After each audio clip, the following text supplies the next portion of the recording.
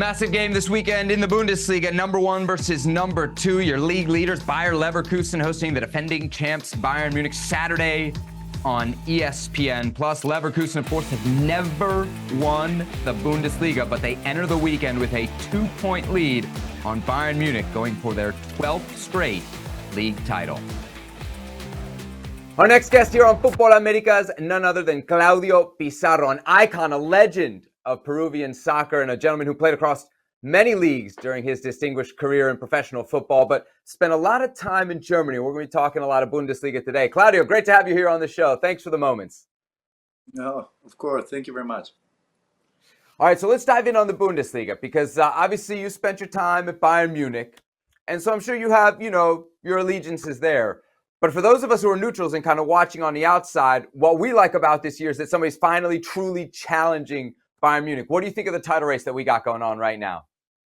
Well, I'm really happy that something like that is happening at the moment as well. The last years, it was kind of easy for Bayern to win the league. And this year, I think what Xabi Alonso as a coach is doing at Leverkusen is very special. And I'm glad that he's doing well. And we will see what happens on the weekend. I think it's a very important game, Bayern against Leverkusen. And we will see who's going to win. What do you see in this Bayern Munich team compared to the teams that we've seen maybe in the last years? Even though I know last year's team maybe wasn't dominant, but still ended up winning the title on the last day of the year. Well, I think this year you have Bayer Leverkusen, who is very consistency in the whole year. He's playing well football. He's winning the games. And that is maybe what Bayern is not doing this year. This consistency that you need to win the league at the end is very important. Bayern had that in the last years. That's why they won the league many times consecutive. And this year you have an opponent who is Bayern Leverkusen, who is doing really well. He has a great coach, great players, and they are fighting for winning the league this year. So we will see what happens at the end.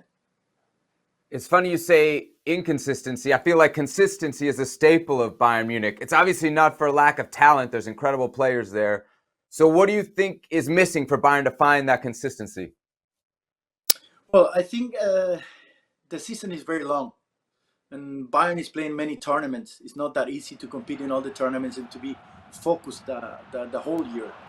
That's what Bayern were capable to do in the last years. I think this year is not that easy to do that.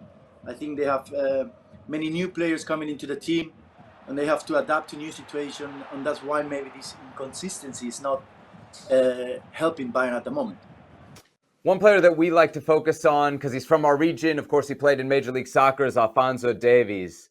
I wonder what you make of his time at Bayern Munich, and if you can remember to when he arrived, what you thought he would be, because he pretty immediately walked into, if not a starting role, a really important place in the team. And I think a lot of us over here knew he was a good player, but even we didn't expect that he would have such an immediate impact and then keep that spot for so many years after. Yeah, I think when he came, he was really a young player. And of course, he needed to build up his game.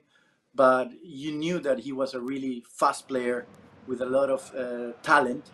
And when you are surrounded with good players and good people around you that could help you to improve your game, and you adapt and you get this experience that he needed. I think at the moment he's playing really well. He's a very fast player and he helped the team a lot. How important do you think he is to Bayern Munich? Because there's lots of rumors, reports that maybe he could be looking abroad. Real Madrid has been interested. Do you think he has to stay for the future? Well, I would love him to stay, of course. At the end, it's his decision, but I think he's a very important player for the club. He's there for a long time. And at the end, it's his decision what he wants to do or where he want to be. We started the interview talking about the title race and this weekend's game. Do you think the winner of this weekend's game determines who will win the Bundesliga? I think it could be possible that it's going to be like that. Yeah, I think that the game on the weekend is going to be really important for both teams. I'm really excited to watch the game because it's going to be a great game. And of course, I hope that Bayern Munich could win the game. It's not going to be easy because I said that they are doing a great job, Leverkusen.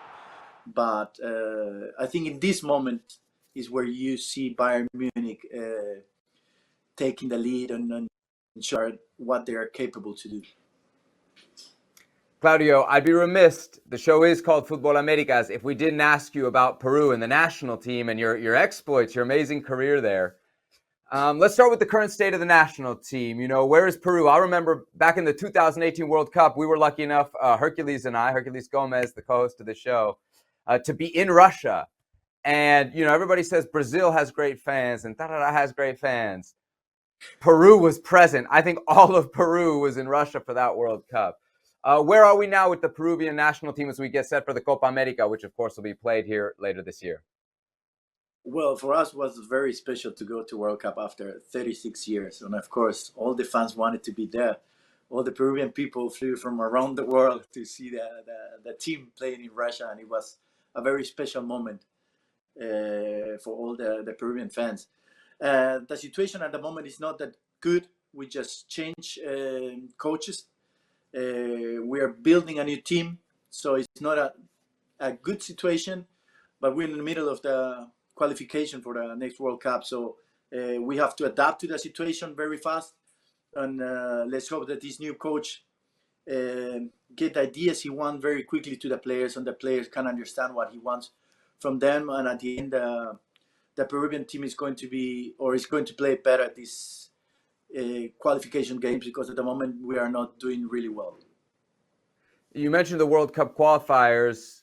In light of that, how important is a tournament like the Copa America, and what would be the expectations for this Peruvian team in your mind? Well, as I said, at the moment we are not doing well. I hope with this new coach we are going to build a new team. We're going to get better, and I hope we can qualify to the World Cup. We have many chances now. There is 2 more teams that could qualify to the World Cup, and we will see what happens at the end. You've played in a bunch of Copa Americas. Do you like this Copa America that's combined between CONCACAF and CONMEBOL? Yes, of course. It's going to be something different, but there is many teams. We can call it Copa America now, really. And it's going to be something different and very special for all the teams that are playing there.